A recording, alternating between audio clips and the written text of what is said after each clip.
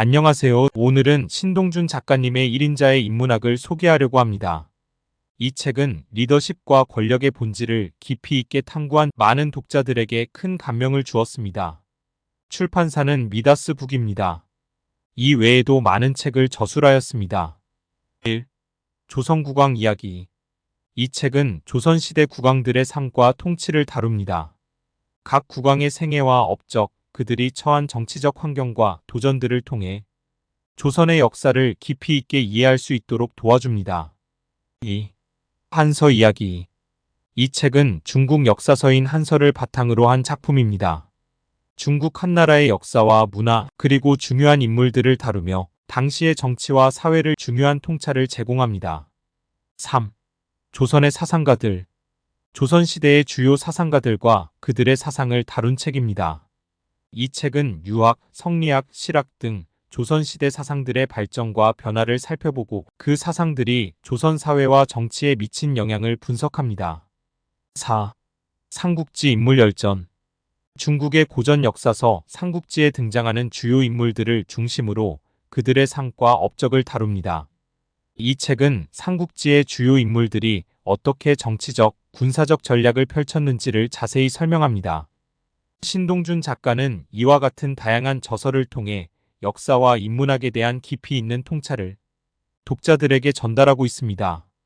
각 책은 독자들에게 역사적 사건과 인물들을 보다 생생하게 이해할 수 있는 기회를 제공합니다.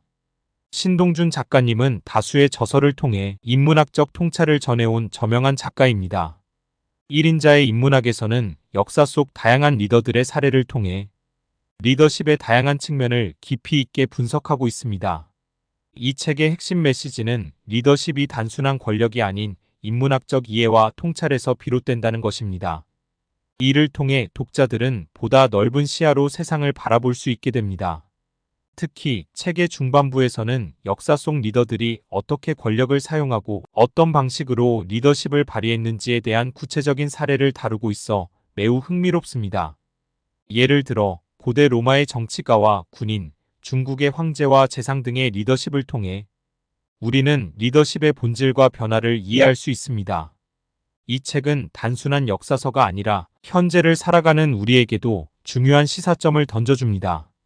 또한 1인자의 인문학은 리더십과 권력의 다이내믹스를 탐구하며 이를 통해 독자들은 보다 깊은 통찰을 얻을 수 있습니다. 이 책은 독자들에게 권력의 올바른 사용과 리더십의 중요성을 일깨워줍니다. 이처럼 1인자의 인문학은 그 독창적인 접근법과 깊이 있는 내용 덕분에 많은 독자들에게 긍정적인 반응을 얻고 있습니다. 여러분도 이 책을 통해 많은 인사이트를 얻으시길 바랍니다. 오늘도 저희 채널에 찾아와 주셔서 감사합니다. 구독과 좋아요, 알림 설정 부탁드립니다. 정도전. 항고조와 장자방의 관계를 통해 리더와 참모의 역할을 새롭게 조명합니다. 사실 항고조가 장자방을 키운 것이 아니라 장자방이 항고조를 키운 것입니다. 조선시대의 하륜과 이숙번의 사례를 보면 하륜은 천성적으로 중후하고 온화한 자질을 지니고 있었으며 결단하고 계책을 정하면 그 마음을 움직이지 않았습니다. 그는 인재를 제대로 청거하지 못할까 늘 두려워했으며 집에 머물 때는 사치하고 화려한 것을 좋아하지 않았습니다. 그는 글 읽기를 좋아해 손에서 책을 놓지 않은 채 시를 읊으며 자고 먹는 것도 잊었습니다. 태종은 하륜을 변함없는 충성을 바친 제갈량과 같은 충절의 인물로 간주했으나 반면에 이숙번은 자신의 무공을 자랑하며 반기를 든 휘하 장수 위영과 같은 반골의 인물로 생각했습니다. 성공적인 경영을 위해 인문학 공부가 필수적인 시대가 되었습니다. 인문학을 통해 정보를 소화, 분석, 종합하고 결과를 예측하는 비판적 사고를 갖추게 되는데 이는 리더십에서도 마찬가지입니다. 우리는 눈앞의 권력에 연연하는 것을 벗어나 시대의 변화와 흐름을 주도하는 새로운 개념으로 옮겨가고 있습니다. 세종실록에 기록된 맹사성 이야기를 보면 맹사성은 품계가 낮은 사람이 찾아올지라도 반드시 관대를 갖추고 대문 밖에 나가 맞아들였으며 상좌에 앉혔고 물러갈 때에도 몸을 구부리고 손을 모아 배웅하며 손님이 말에 올라앉은 후에야 문 안으로 들어갔다고 합니다. 그는 타고난 성품이 어질고 부드러워서 일을 처리하면서도 과감히 결단하지 못하는 단점이 있었습니다. 이는 사람을 대할 때 지나치게 겸손한 모습을 보였기 때문입니다. 황희가 명재상으로 남은 이유는 뛰어난 리더십을 보였기 때문입니다. 그는 중재에 뛰어난 역량을 발휘해 세종이 구상한 개혁 정책을 밀어붙였으며 그가 영의정 자리에 앉아있는 동안 농사법 개량, 예법 개정, 천첩소생의 천역 면제 등이 진행되었습니다. 리더에게는 원대한 포부와 치밀하고 정확한 계획이 함께 필요합니다. 앞장서 나가는 대범함도 있어야 하지만 불확실성과 돌출하는 위험을 대비하는 냉철한 비판력도 있어야 합니다. 1인자와 2인자가 함께한다면 두 가지 모두를 확보할 수 있습니다. 예를 들어 세조의 제2의 창업에는 한명회와 신숙주가 결정적인 공헌을 했습니다. 한명회는 결단에 뛰어났고 신숙주는 경륜에 밝았으며 이들의 절묘한 만남이 제2의 창업을 성사시켰습니다. 모택동을 주군으로 모신 주은래는 2인자의 표상이었습니다.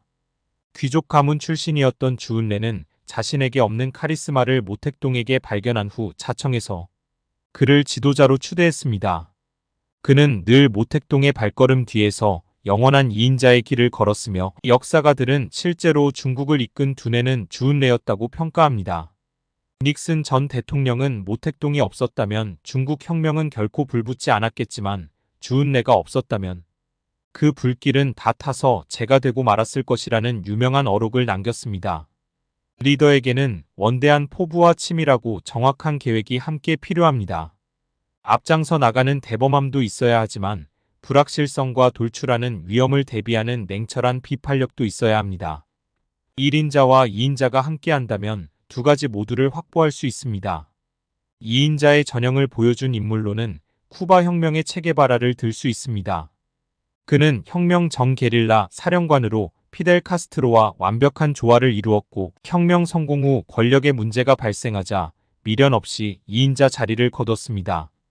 그는 명예는 나를 귀찮게 하는 존재. 나는 내가 점하고 있는 당의 직책과 장관직과 사령관의 직위, 쿠바 시민으로서의 모든 권리를 포기하네. 지구상의 또 다른 땅들이 나의 미천한 힘을 요구하는군. 이라고 말하였습니다. 2인자는 그를 알아주는 1인자가 있을 때 그 존재와 역할을 꼼피울 수 있습니다.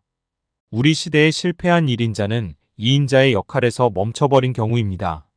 실패한 2인자는 리더를 위협한 경우입니다. 1인자는 신속하고 명확한 결단을 해야 하며 2인자는 보좌하는 것을 벗어나 1인자를 넘보면 안 됩니다. 군왕이 죽은 뒤 신주를 종묘에 모실 때는 조공종덕의 원칙에 따라 묘호를 붙입니다.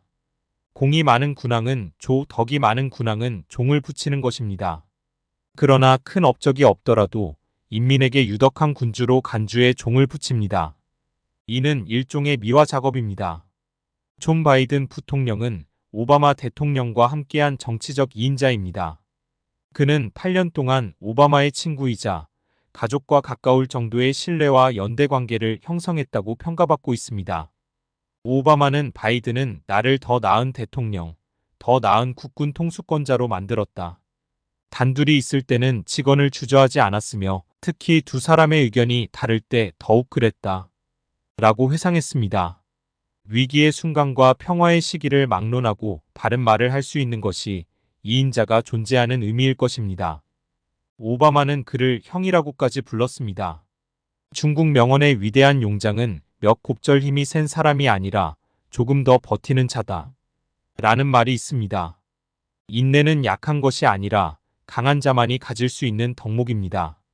인내할 줄 알아야 리더입니다. 김학준 전 동아일보 회장은 박정희 대통령을 농업국가에서 상업국가, 즉 무역국가로의 대전환을 이뤄 대한민국을 흉흉하게 한 주인공으로 평가했습니다. 박정희 대통령은 상업국가론을 혁명적으로 구현해 대한민국을 변모시켰습니다.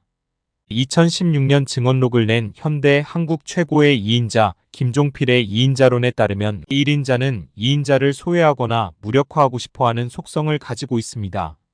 첫째, 절대 1인자를 넘보지 말고 품격을 유지하며 고개를 숙여야 합니다. 둘째, 성의를 다하여 보좌하는 인상을 주면서 아무리 억울한 일이 있어도 참고 견뎌야 합니다. 진정한 인내는 참을 수 있는 것을 참는 것이 아니라 참을 수 없는 것을 참는 것입니다. 이처럼 1인자의 인문학은 리더십과 권력의 다이내믹스를 통해 성공적인 리더십을 탐구하는 필수적인 책입니다. 여러분도 이 책을 통해 많은 인사이트를 얻으시길 바랍니다. 오늘의 요약이 도움이 되셨다면 구독과 좋아요, 알림 설정 부탁드립니다. 다음 영상에서 또 만나기를 기대합니다. 고맙고 감사합니다.